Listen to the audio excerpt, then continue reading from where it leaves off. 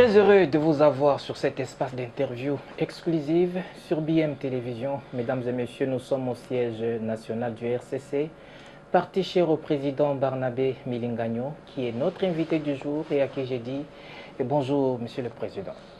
Merci beaucoup, Bruno.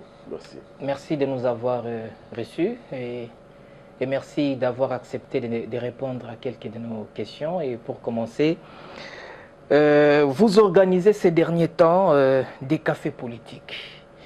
D'où vous est venue cette idée? Merci beaucoup d'avoir de l'intérêt sur ce que nous faisons ici. Nous avons les ambitions de diriger la République démocratique du Congo. Mais ce que nous allons faire, les électeurs ou les citoyens, la population congolaise doit les savoir. Alors nous avons créé l'initiative de mettre en place les cafés politiques. C'est un espace médiatique qui permet au président national de dire au peuple congolais nos pensées. Qu'est-ce que nous comptons faire?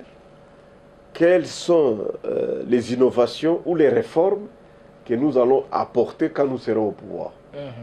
Donc c'est l'espace qui permet aux visionnaires d'exprimer, de s'exprimer, de dire voilà ma pensée, voilà mes idées par rapport à notre pays. Mais pourquoi avoir choisi ces formats plutôt que des meetings classiques? Bon, pour le moment, le régime n'est pas tolérant et ne donne pas les autorisations. C'est que nous sommes de l'opposition non armée. On ne nous accorde pas de l'autorisation, pas d'espace.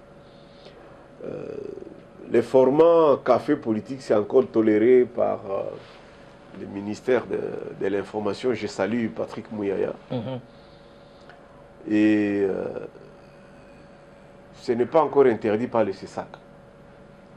Mais les formats meeting, il faut informer le gouverneur, le ministre de l'Intérieur, tout ça, la police. On n'autorise pas. On n'autorise pas. On n'autorise pas. Le régime n'est pas tolérant. Alors peut-on considérer ces cafés politiques comme un début d'une campagne anticipée? Non, non. La loi, en son article 6, ça c'est la Constitution, et même la loi numéro 14 de 2004, demande aux partis politiques de mettre comme priorité la formation des cadres. L'éducation du civisme, mais aussi la formation des cadres. C'est l'une des missions principales d'un parti politique. Former les cadres au militantisme, au civisme, parce que les pères de la République démocratique du Congo ont voulu que ce soit les partis politiques qui donnent du travail. C'est-à-dire, au Congo, tu ne peux pas être président de la République si tu n'es pas dans un parti politique. Tu ne peux pas être ministre si tu n'es pas dans un parti politique. Même pour aller à la CENI, tu es recommandé par les partis politiques. Au Parlement, parti politique. Mandataire des entreprises, parti politique. Même pour être nommé général, c'est par ordonnance du chef de l'État. Donc, tout passe par les partis politiques. C'est pourquoi nous nous sommes dit non, non, nous devons nous conformer à la loi, c'est-à-dire former les Congolais, informer, mais aussi éduquer les Congolais au civisme. C'est pourquoi d'ailleurs, toute la semaine, notre salle de réunion est très occupée. Du lundi, mercredi, nous avons l'académie, la haute étude politique, qui est une académie politique, l'école Mapon, où on apprend aux Congolais les ABC de la politique. Tu ne peux pas faire la politique si tu ne connais pas la différence entre le fédéralisme et la décentralisation, par exemple. Là, les cadres doivent passer à l'école du parti. Le mardi, ce sont les mamans qui se réunissent et puis nous sommes là pour les encadrer, les initier, par exemple, aux négociations. Tu vois, par exemple, nous irons au dialogue. Oui, les mamans vont aller aussi au dialogue, mais quoi faire? Alors, chez nous, ici, nous commençons, par exemple, à préparer les mamans. pour savoir comment il faut négocier. Ah, vous soutenez les dialogues nationaux annoncés par Félix Tshisekedi, le chef de l'État? Non, je crois que quel que soit le format du dialogue, quiconque gagnerait ne va pas diriger sans le dialogue. Est-ce que nous allons encore aller au dialogue? Parce que Félix est en train de mettre fin à la guerre à l'Est. Il est en train de gagner avec sa diplomatie agissante. Je ne vois pas pourquoi. Je n'aimerais pas trop commenter sur ce qu'il fait, je m'excuse beaucoup. Mais je t'informe par expérience. Tout territoire conquis par le sang se libère toujours par le sang. La diplomatie n'a jamais fini une guerre. Ne vous en faites pas. Ça, c'est dit n'importe quoi. Mais l'AFC est en train de se retirer de l'autre côté. On se retire. En fait, n'insistons pas beaucoup. N'insistons pas beaucoup sur ça. Les régimes en place ne tolèrent pas que les autres commentent sur ça. Ça, il faut laisser aux communicateurs du FCC d'en parler. Mais de par mon expérience, hein, tu comprends, lorsque vous récupérez militairement, vous ne devez que les conquérir militairement. Donc ce que tu veux faire là, le M23 s'était retiré d'Ouvira pour laisser la place à la MONUSCO. Ce n'était pas pour que l'Oazalendo récupère. C'était une violation encore de trucs. Donc je ne fais pas beaucoup de commentaires sur ça. Et le vendredi, c'est le jour du café politique pour le président. Les samedis, c'est le secrétariat permanent qui réunit Ligue des jeunes, beaucoup de réunions. Donc nous avons beaucoup de réunions. Parce que nous avons deux questions qui nous perturbent. Nous voulons aller au pouvoir, diriger, quoi faire, mettre fin à la guerre, nourrir les Congolais, tu vois. Mais avec qui il faut le faire? Ça, c'est une grande préoccupation. Parce que quand le Kassavou est arrivé au pouvoir, il n'avait que 14 intellectuels. Or, à l'indépendance, on était 15 millions. Beaucoup de gens ne savent pas. En 1885, nous étions 10 millions de Congolais. À l'indépendance, on était 15 millions. Aujourd'hui, nous sommes 120 millions. Nous allons doubler tous les 20 ans. Donc, en 2040, nous serons 240, 250 millions. Et le 30 juin 2060, nous serons 400-450 millions de Congolais. Maintenant, il faut savoir avec qui il faut aller diriger.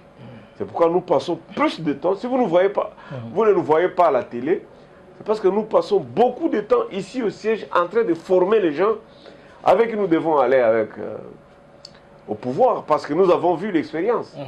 Lorsque vous faites appel à des experts qui viennent, que vous n'avez pas formés, ils finiront par détourner l'argent.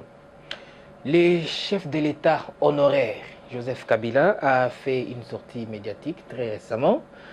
Et dans cette sortie, il affirme que l'accord FCC-Cash fait avec Félix Tshisekedi a été trahi dès le départ. Est-ce que vous confirmez cette version? Non, d'abord, je m'excuse beaucoup. Je n'ai pas encore suivi cette interview. J'ai appris qu'il a...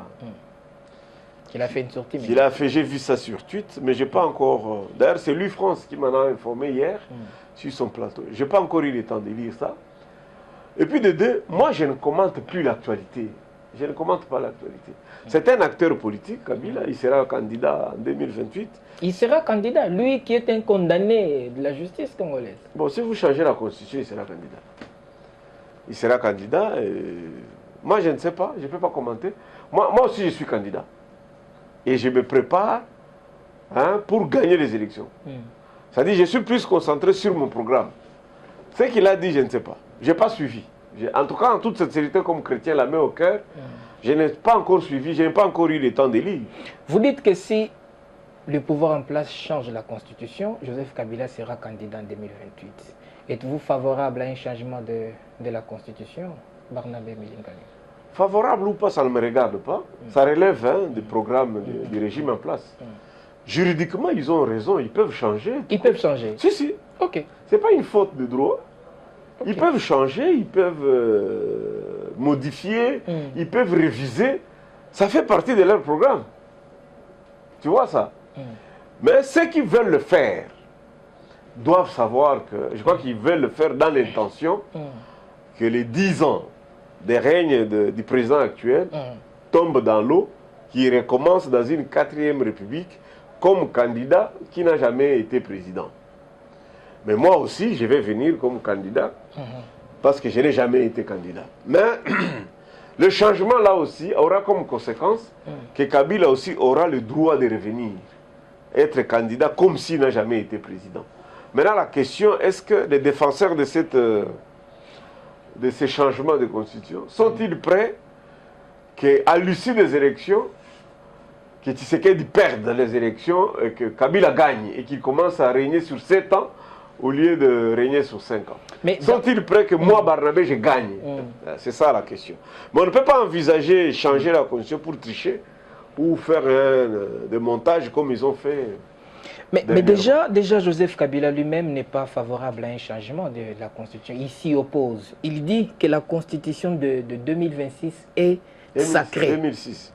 De 2006 est sacrée. Est-ce une position sincère ou une stratégie politique? Bon, la plus grande messe, après la conférence nationale souveraine, 90-92, la conférence nationale souveraine, c'était une grande messe politique. Et les acteurs de l'époque, ils avaient voulu que le Congo soit un pays fédéral. Donc quand vous lisez les conclusions de la conférence nationale souveraine, ils avaient demandé qu'il y ait. Mais ça n'a pas eu tenu. La deuxième plus grande messe, troisième d'ailleurs, parce que la première devrait être le 30 juin, le jour de l'indépendance, la négociation de l'indépendance. Deuxième, conférence nationale souveraine. Troisième, c'est le dialogue intercongolais. La plupart d'acteurs politiques s'étaient retrouvés là-bas. Ils avaient estimé que c'est une erreur de remettre le plein pouvoir entre les mains d'une personne. Moi, je l'ai dit, c'est le référentiel qui pose problème. Nos ancêtres étaient habitués, ou nos parents ils étaient habitués seulement à avoir un seul roi de Belge. Roi Baudouin, Léopold II. En Belgique, on ne change pas de roi. Et puis, on a eu l'exemple d'un père, Mobutu, qui imitait totalement roi Baudouin, y compris même dans son habillement. Mobutu nous a imposé si tata beau, maman moko. Maman moko, papa moko. Donc on ne change pas les chefs. À côté de ça, vous avez dans votre famille, on ne change pas les papas. On ne change pas l'évêque. On ne change pas les chefs coutumiers. Nos amis là ont du mal à imaginer comment on peut changer un président de la République. Mais c'est la volonté du constituant. Parce que cette constitution est passée au référendum. Nous avons estimé qu'au Congo, plus personne ne doit être fort. Cette constitution donne la gestion de la République démocratique du Congo entre les mains de 4 personnes. C'est un avantage, je crois, de ne plus avoir un absolu monarque. Parce que la proposition, nous tous nous avons lu les textes, on dit le président aura le libre choix de se choisir son vice-président. C'est-à-dire il peut choisir son enfant, il peut choisir sa femme. Lumbala nous a montré qu'il peut mettre les suppléants, femmes et enfants. On ne peut pas laisser ça entre les mains d'une personne. Est-ce que nos amis qui réfléchissent comme ça imaginent que si Kabila revenait et qu'il ait la liberté de se choisir Zoé ou Jeannette comme vice-président? On ne fait pas des lois impersonnelles. Nos amis sont en train de pousser le président Tshisekedi à commettre une faute. Changer la constitution pour s'éterniser au pouvoir, c'est une faute. Je te donne 2 ou 3 cas. La Tanzanie, depuis l'indépendance, est dirigée par un même parti. Depuis l'indépendance de la Tanzanie. Mais ce n'est pas les mêmes individus.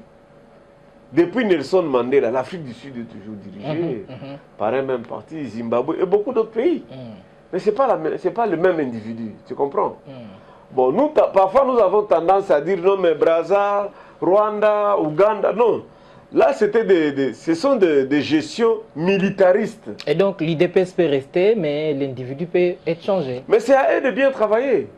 S'ils avaient bien géré la République et qu'on organise les élections démocratiques, transparentes, pour Kabouya, s'il gagne, il gagne. C'est comme ça qu'il faut réfléchir en termes de démocratie. Mais malheureusement, c'est difficile pour eux. Tu sais pourquoi? Parce que depuis que le PALU a été créé, jusqu'à la mort, Gizenga est toujours président du parti. Tshisekedi Etienne, depuis qu'il a créé l'IDPS, en 82, il est resté toujours président de l'IDPS. Il est mort président de l'IDPS. C'est-à-dire, et c'est comme ça, et je crois que comme ils sont dans la logique de Moulopoué, vous pensez facilement que le chef de l'État était Moulopoué. Non, non. Le chef de l'État n'est pas un Moulopoué. Il doit gérer selon les normes. On ne peut pas jouer un match si on ne connaît pas le système de jeu. Pardon? Ou si on ne connaît pas les règlements. Le règlement est ici. et les lois électorales. Ça ne sert à rien de les tromper. Alors, quitter une constitution qui donne le pouvoir au chef de l'État. Le chef de l'État, il est le garant des institutions. Il représente l'État congolais à l'étranger. Oui. Il nomme le gouvernement. Il est le chef de l'exécutif. Oui. Il préside le conseil des ministres. Oui. Mais il ne peut pas démettre le Premier ministre. Parce que le Premier ministre ne vient pas de lui. Le Premier ministre vient de la majorité parlementaire. Et il y a le contre-saint. Tout document signé par le président doit être contresigné par le Premier ministre. C'est déjà une auto-neutralisation, malgré que nous avons l'exécutif qui est bicéphale. Donc nous avons le président et le Premier ministre qui sont des chefs de l'exécutif. Mais le président peut démettre le Parlement. Il a le pouvoir de fermer le Parlement. Mais le même Parlement-là, réuni en 3/4, peut décisionner le chef de l'État. Tu vois un peu cette auto-neutralisation-là. C'est très bien. Quatrièmement, vous avez les judiciaires, la justice. D'ailleurs, en République démocratique, nous avons un procureur près de la Cour constitutionnelle. Et ce monsieur a un article ici qui lui donne le maximum de pouvoir possible.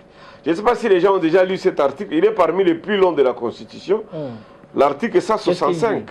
165. Qu'est-ce qu'il dit? Il est long, sans préjudice des autres dispositions de la présente Constitution. Il y a haute trahison lorsque le président de la République a violé intentionnellement la Constitution. Ou lorsque lui ou le Premier ministre sont reconnus auteurs, co-auteurs ou complices de violations graves caractérisées des droits de l'homme, de cession d'une partie du territoire. Il y a atteinte à l'honneur. Voilà. Donc, il y en a, moi, ébélé. Heureusement que ce n'est pas le cas pour le régime en place. Moi, ce n'est pas à moi de faire ce commentaire-là. Moi, je te dis tout simplement que dans ces pays, nous avons un procureur près de la Cour constitutionnelle. Et ce monsieur-là, il est parmi les hommes les plus puissants de la République parce qu'il peut arrêter le chef de l'État. Donc, ce n'est pas à toi et à moi de dire que non, ceux qui sont là n'ont jamais violé la Constitution. Ici, on dit toute violation de la Constitution peut être poursuivie. Donc il y a quelqu'un que la République paye chaque mois. Et c'est devant eux. Tu vois ce qui est grave. C'est devant eux que le président a présenté la mission. Parce que nos amis ici disent que non, il a la mission, il n'a pas le mandat. Il a la mission, il n'a pas le mandat. C'est devant le PG de la Cour constitutionnelle qu'il a prêté serment. Donc, et celui-là... Vous partagez aussi ce point de vue-là, que Félix Tshisekedi n'a plus un mandat, mais plutôt une mission. La mission peut être d'un jour. Au regard de tout ce qu'il est en train de réaliser. Non, écoutez-moi, soyez intellectuels. Oui. La mission peut être d'un jour. Tu sais ça? On peut te confier la mission d'un seul jour. Mais le mandat est quadrillé. Nous avons 229 articles ici. Il n'y a aucun article qui parle de la mission. Où est-ce qu'on tire que le chef de l'État a une mission? Dites ça c'est bien, hein? Imposer ça c'est bien. Est-ce que vous êtes... parce qu'il a la volonté de restaurer les choses dans notre pays. Écoutez-moi, il est en train de remettre le pays sur les rails. Tu sais que il est en train de mettre fin à la guerre à l'Est. Ne sois pas fanatique ici. Ne sois pas fanatique. Est-ce qu'il a déjà fait ce que Kassavou avait fait? Kassavou n'a pas connu la guerre que Félix a rencontrée depuis son entrée au pouvoir. Et les sécessions katangaises, les sécessions du Kasaï, qui était président de la République? Quand on a fait la sécession du Katanga, on a fait la sécession du Kasaï, qui était président? C'était Kassavou. Écoutez-moi, est-ce que vous êtes prêts que quelqu'un puisse avoir la même mission, telle que vous pensez là qu'il a la mission? Hein? Vous êtes prêts que Kabila puisse revenir et avoir la mission? Mais il ne va plus jamais revenir parce que c'est un condamné de la justice. Je l'ai dit dans mon introduction. Non, ça va être élevé au dialogue. Cette justice, elle n'est pas vraie. Mais déjà, il n'était pas là. Est-ce qu'il y aura encore un dialogue? Bruno, oui. Kabila n'était pas là. Donc il peut rejeter ces jugements-là. Il a droit de faire recours parce qu'il n'était pas là. Est-ce que tu me comprends? Parce que généralement, toi, tu as du mal à comprendre quand on parle de Kabila. Kabila n'était pas au procès. Mais il a le droit de recourir. Donc, il ne sera même pas invité à ce dialogue. Mais s'il n'est pas au dialogue, vous allez terminer la guerre comment? Il faudra qu'il soit là pour que la guerre finisse là à l'Est. Mais vous allez, je te dis, lui-même il avait organisé un dialogue. lui Kabila, il avait organisé un dialogue en Galima. IDPS n'était pas là. Ce dialogue n'a jamais abouti. Alors si vous voulez organiser le dialogue pour inclure tout le monde, lui aussi sera là. Bon, si vous pensez que vous allez faire comme vous avez fait au Palais de la Nation avec les consultations, allez-y. Allez-y. Mais c'est un mandat que vous tentez de distraire. Nous, on n'est pas dans la logique de la mission. La Constitution lui confie un mandat qui doit être renouvelable une fois. Il a intérêt à se conformer à la Constitution. Tout à l'heure, vous aviez dit être favorable à un changement de la Constitution. Mais certaines voix disent aussi que le Congo n'a pas un problème de texte, mais plutôt un problème d'homme. Celui qui a dit ça... Comment vous justifiez-vous? Non, ce n'est pas moi. D'abord, je ne confirme pas. D'ailleurs, ce n'est même pas ma volonté de changer la Constitution. J'ai dit tout simplement, sur le plan de droit, les régimes en place à droit. Ils peuvent changer la Constitution. C'est leur droit. Ça fait partie de leur mandat. Maintenant, toi, tu veux me ramener à dire que ce n'est pas un problème de texte, c'est un problème d'homme. C'est vrai. Comme l'a dit Bati Lukwebo. Mais lui-même, c'est parmi les hommes qui ont créé des problèmes. Qui ça, Bati Lukwebo? Mais oui. Comment ça? Est-ce que tu sais que dans ces pays, il y a une cour constitutionnelle? Oui. Les arrêts de la cour, on ne les discute pas. Hein? On ne peut même pas faire un recours. Quand la cour s'est prononcée, le dossier est clos. Parce que c'est les derniers degrés. Tu comprends? C'est la dernière instance. Est-ce que tu sais que Kalouba, le président de la Cour constitutionnelle, le juge président de la Cour constitutionnelle, dans ces pays, il a déjà, la Cour a déjà émis un arrêt que Bahati a refusé d'appliquer. Ah bon? Mais va te renseigner. Il y a une jurisprudence de l'homme. Que lui, l'homme là, nous tous, c'est l'article 149. Le juge est souverain. Si le juge a pris la décision, tout le monde doit appliquer. S'il tape sur la table et dit tu as 2 ans, tu as 2 ans. Mon ami Kamizelo est en prison parce qu'un juge a dit allez, va te faire éduquer à Makala pendant 2 ans. Moi-même, j'en ai déjà été victime. Mais je te dis, dans ces pays, les chefs du Conseil supérieur de la magistrature, les numéro 1 de tous les magistrats congolais. Tu comprends ça? C'est lui qui nomme, qui propose, qui révoque, qui oriente. Il est le président de la Cour constitutionnelle. Actuellement, c'est le pasteur Kamouleta. Dans les temps, c'était Maître Kalouba. A déjà émis un arrêt de la Cour constitutionnelle. Le président du Sénat, Bahati, a refusé d'appliquer. Et il a renvoyé Matata en procès. Et pourtant, il avait déjà été jugé par un arrêt de la Cour. Donc Bahati n'a pas raison de dire... C'est lui-même, il est parmi les gens. Quand on dit que ce n'est pas un problème de texte, c'est lui.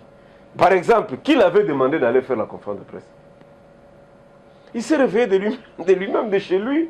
Hein? Il a pris ce qu'il a pris. Peut-être qu'il avait pris d'une dose exagérée. Ah bon? Il arrive là-bas, il commence à débiter ses propos. Qui lui a demandé de faire la conférence de presse? C'était lui-même. Qui lui a demandé de se justifier? C'était lui-même. Lui, il est spécialiste, il est en même temps pasteur, il est en même temps professeur, il est en même temps curé, il est en même temps autorité morale, il est en même temps ministre, il est en même temps sénateur. Il était candidat président de l'Assemblée nationale. Il est candidat. Non, lui, il est toujours là, et dans tout et pour tout. Ce sont ses habitudes. Maintenant, si on nous dit qu'il est en même temps ici et il est en même temps là-bas, ça c'est lui. Maintenant, il se réveille pour se justifier. Qui lui a demandé de se justifier? C'est lui l'homme là. Quand on dit qu'on n'a pas de problème de texte, nous avons un problème d'homme. Lui, il en fait partie. Et je prends comme exemple le refus d'exécuter un arrêt de la Cour constitutionnelle. Nous allons revenir tout petit peu au café politique. Président Barnabé Milinganyou, pensez-vous que ces modèles pourraient transformer la façon de faire la politique en République démocratique du Congo? C'est une œuvre humaine. Toute œuvre humaine est faillible. Je reconnais que toute œuvre humaine est faillible. Nous allons expérimenter et après un temps, on va évaluer.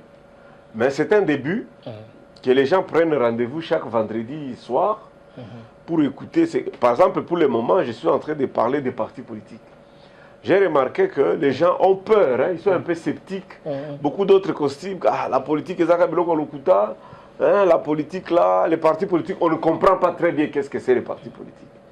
Alors j'ai fait les premiers cafés politiques, donc les premiers sujets, je parle des partis politiques. Okay. Je vais expliquer les Il y a quand même des résultats un peu concrets depuis que vous si, aviez commencé. En tout cas, on est suivi. On est suivi. Okay. Vous savez, même les jours où j'ai enseigné à l'académie, j'ai eu 15 000... J'étais suivi en direct sur TikTok, 15 000, 17 000 sur Facebook, et j'ai eu 19 000 j'aime. Et ça se passe aux alentours des 8 et les gens sont dans les embouteillages et consorts. Mais on organise. Quand on aura les équipements, jusque-là on n'a pas d'équipement, on se débrouille encore, mais quand on aura tous les supports, ça sera un podcast, les gens peuvent suivre après. Mais l'intention est vraiment que les gens nous suivent en ligne. Vous n'avez pas encore assez de logistique, mais... Non, je n'ai pas encore de caméras. Par cela, nous comprenons qu'il n'y a pas encore assez de moyens. Alors comment allez-vous prétendre diriger le Congo demain? Non, c'est le fonds qui... Le Congo a ses propres moyens. Moi, je vais diriger le Congo comme une entreprise. Hein. Mais quand on y arrive, on arrive à la tête du pays pauvre, vous voyez que ça va poser problème. Vous serez peut-être tenté de détourner, de voler, ce qui ne va pas permettre le pays d'avancer ou de se développer. Non, moi je suis chrétien, il faut des valeurs. Je vais te donner un exemple, et je l'ai dit à tous ceux qui nous suivent.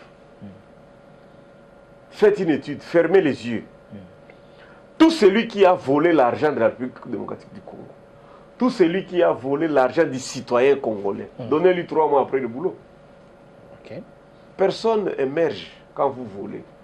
Voler, ce n'est pas bon. Et un homme politique, ça ne sert à rien qu'il amasse des biens. Tu comprends, Bouy? Regardez, par exemple, ceux qui volent. À la fin, ils sont traduits en justice, on ravit tout. Regardez-moi, avec la guerre de l'Iran, c'est que l'Iran est en train de bombarder le Moyen-Orient. Parce que les Africains volent l'argent ici pour aller garder à Dubaï, aller garder à Qatar. Les banques sont fermées, tout est fermé. Voler l'argent de la République, c'est être malheureux. Un homme politique ne court pas derrière les biens matériels. Mais améliorer, mettez les hôpitaux, mettez les écoles. On va vous reconnaître. Tu ne manqueras pas où dormir, tu ne manqueras pas où boire. Donc moi, je ne suis pas de ceux-là qui pensent qu'il faut voler. Non, non. Qui vous soutient? Qui est derrière vous? Mbouyi. Les Occidentaux? Mbouyi est derrière moi. Non, moi, Dieu m'a dit. Ou c'est les Rwandais? Si j'étais appuyé par les Occidentaux ou par le Rwanda, mon parti serait implanté partout dans le monde. Mais je n'ai pas de moyens. Si j'avais le moyen et du Rwanda, et des Kabila ou des Occidentaux... Oh, vous n'êtes plus... Kabila ne vous soutient plus? Est-ce qu'il m'a déjà soutenu? Ah, vous n'êtes plus pro-Kabila, parce qu'on vous a connu kabiliste. C'est ça votre problème. C'est ça votre problème. Toi, tu as préparé ton interview là-bas avec beaucoup de questions sur Kabila. Je t'ai dit que je ne suis pas en contact et je n'ai pas lu. Vous réfléchissez très mal. C'est comme ça qu'on croit que tout Moulouba est des UDPS. C'est ça le problème. Donc vous pensez que tout Moussoaïli est kabiliste. Tout celui qui vient de l'Est est rwandais. C'est un défaut. C'est un défaut. Oh, j'ai ma carte devant moi. Hein? Moi, j'ai ma carte. Sauf les drapeaux de la RDC. Le territoire de Kamonia. Le territoire de Kamonia. Nous sommes au Kasaï.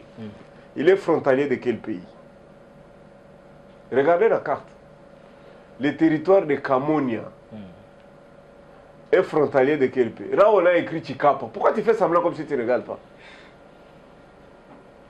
Quelle est la limite naturelle entre l'Angola et le territoire de Kamonia? Bon, revenons au Bandung. Là, on a écrit Kwango. Tu ne connais pas la géographie. Tu ne sais pas là où tu regardes. Hein? Comment tu ne sais pas la géographie? Malheureusement, je ne vois pas. Je vois Angola, oui, je vois Angola. Mais là, on a écrit Angola, Kasaï Oriental. Tu ne vas pas au-dessus, là, on a écrit Kwango. Kasaï Oriental, j'ai vu. Oui. Tu n'as pas vu là, on a écrit Kwango? Oui, j'ai vu au-dessus. Oui, Kwango, oui, voilà, je vois Kwango. Mais quand tu vois Kwango, le territoire de Kahemba, c'est frontalier avec l'Angola, non? Bien sûr. Quelle limite? C'est l'eau, les montagnes ou quoi?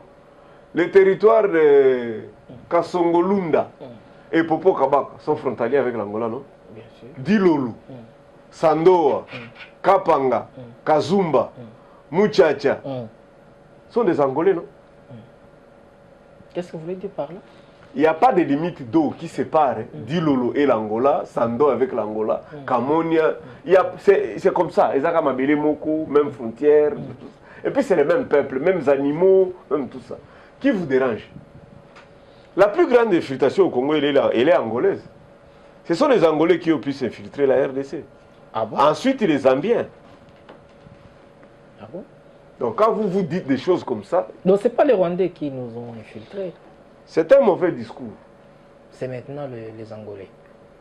Je te dis, hein, si on dit maintenant là, au moment où nous faisons l'émission, que tous les Angolais qui sont dans les institutions, que tous les Angolais, tu seras surpris de le voir. Babi Mama Seke. Ou bien Moto est quitté la Bango. Au cas où le père comme Angolais. Alors, jusqu'où comptez-vous aller avec ces concepts de café politique? Bon, jusqu'aux tournée élections. nationale? Non, jusqu'aux élections. Jusqu'aux élections. Jusqu'aux élections. Vous êtes sûr qu'en 2028, il y aura élection? Moi, j'ai l'expérience comme étudiant. Un bon étudiant prépare toujours la session. Qui est grève des enseignants. Parce qu'avec cette guerre ici, je ne vois pas les régimes en place organiser les élections en 2028. Bon, on mettra quelqu'un qui sera capable de terminer la guerre. Parce qu'il faut faire les élections avec Goma et Bukavu. Si vous n'êtes pas capable, laissez à quelqu'un qui est capable de le faire. C'est aussi simple que ça. C'est aussi simple. Et vous devez évoluer dans votre raisonnement que ce n'est pas un individu qui a la solution à tout. Arrêtez d'imaginer comme ça. Ce n'est pas un individu qui a la solution. C'est les systèmes. C'est les systèmes qui doivent avoir la solution. Tu comprends un peu ça? Trump est en train de perturber tout dans le monde. Mais les pays qui ont des systèmes résistent. Il est allé prendre un président au Venezuela. L'adjointe est là et le Venezuela ne s'est pas rendu. Le Venezuela n'a pas capitulé. Il se permet d'aller tuer un chef de l'État dans un autre pays, à l'Iran. L'Iran continue à exister. Donc quand vous arrivez au pouvoir, mettez un système qui doit diriger. Ce n'est pas un individu. Ce n'est pas un individu. Poutine peut partir aujourd'hui, Kagame peut partir, Museveni. Nos amis, ils sont dans un système. Ils ont mis en place un système. Et je t'ai dit, le même système-là, c'est celui-là qui doit diriger un pays, pas les individus. Un homme peut ne pas être là. C'est qu'il peut dire non, je suis fatigué, je n'aime pas. Ou sa maman peut lui, parce qu'il écoute beaucoup sa maman. Il peut dire non, mon fils, on ne dort pas très bien, on nous dérange beaucoup. Et si quelqu'un vous dit qu'il a Tiki Nangabilo, il avait déjà dit qu'un homme normal ne peut pas aller au-delà des 2 mandats. Lui-même, il avait déjà dit ça. Donc il peut décider et dire non, ça me fatigue, Kabouya prend. Parce que Kabouya est le dauphin naturel, il est le dauphin légal. Kabouya peut prendre et continuer, l'IDPS va rester au pouvoir. Ce n'est pas forcément que ce soit les fils d'Étienne. Est-ce que vous avez évolué à ce niveau-là aussi? Il faut évoluer. Et mettez des lois, laissez tout le monde concourir, que le meilleur gagne. Pour l'instant, la population congolaise veut encore que Tshisekedi soit encore là. Toi, tu es un aventurier. De par sa diplomatie qui aujourd'hui porte de fruits. Source. Nanga et sa bande est confondus aujourd'hui. Oui, ne me parle pas ici comme un journaliste de Moulouba. Pose-moi donne la source. Est lâché par les Américains. Mboui évolue comme intellectuel. Ne me réponds pas comme un Moulouba ou comme un journaliste de l'IDPS. Toi, tu as les résultats des Congolais. Quel est le sondage? Quelle est la source? Vraiment, cet aventurier ici. Arrêtez de réfléchir comme ça. Vous allez faire tuer l'enfant d'autrui inutilement. Organisez-vous pour que vous puissiez trouver un dauphin qui va succéder, pas lui. Pas qui? Hein? Qui? Pas. Quand vous dites pas lui, pas tu sais allusion à qui? C'est fini. Il reste 700 jours. C'est fini. Vous dites que une fois la constitution changée, il aura la possibilité de briguer un 3e mandat. Est-ce que tu comprends? De se représenter même. Est-ce que tu comprends qu'on n'a pas encore changé? On n'a pas encore changé. Mais vous êtes favorable à un changement là. Est-ce que parce que moi je suis favorable, ça veut dire qu'on a déjà changé? Pas encore. Tu connais l'article 143? Une fois changé. Tu connais l'article 143? Une fois. Est-ce que tu comprends qu'ici il y a l'article 143 et l'article 83? qui disent qu'on ne peut pas toucher à cette constitution si ça ne passe pas au référendum. On ne peut pas aller au référendum tant que vous êtes en état d'urgence, tant que vous êtes en guerre. On ne peut pas faire ça. Est-ce que vous comprenez ça? Mais là, vous vous contredisez, parce que tantôt, vous avez dit qu'ils peuvent changer. Est-ce que je t'ai dit qu'on ne peut pas changer? Qu'ils terminent la guerre, qu'ils lèvent l'état d'urgence, ils peuvent le faire. Bon, vous voulez changer la constitution sans aller à Bounia, sans aller à Goma. Comment tu réfléchis seulement à la limite du Kasaï comme ça? Soyez intellectuel. Vous êtes en train de tromper l'enfant d'autrui. On trompe qui, Félix Tshisekedi? Oui, oui. Vous êtes en train de l'induire en erreur avec sa diplomatie, qui n'a produit aucun résultat. Non, mais les territoires conquis l'autre fois par les rebelles est en train d'être récupérés par les FARDC. L'AFC venait de lancer un communiqué très récemment faisant état de son retrait. Tout ça, c'est suite à la diplomatie de Félix Tshisekedi. Le président va tenir un meeting quand Ouvira. Tu as une idée? Quand est-ce que le président va tenir un meeting à Ouvira?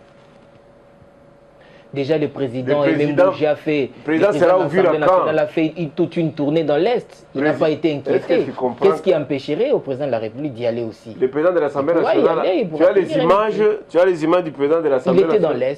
Il était dans l'Est, il a fait toute une tournée. À Ouvira. Il a fait une tournée dans l'Est. Là où ça percute à tout moment. Il est élu, lui le président de l'Assemblée, tu connais sa circonscription? Non, c'est Bourget est élu où? Bourget est élu où? C'est moi qui pose des questions. Mais je t'ai dit, oui. Est-ce qu'il est pendant les vacances parlementaires, chacun doit aller dans sa circonscription. Sa circonscription c'est Walungu. Il est allé à Walungu. Tu as les images de Bourget à Walungu. Donc, il n'est pas arrivé là-bas. Vous voyez que vous vous comportez très mal. L'émission est en train de toucher à sa femme. Vous ne comprenez pas. Vous pensez que nous sommes ennemis, vous pensez que nous sommes contre. Non, non.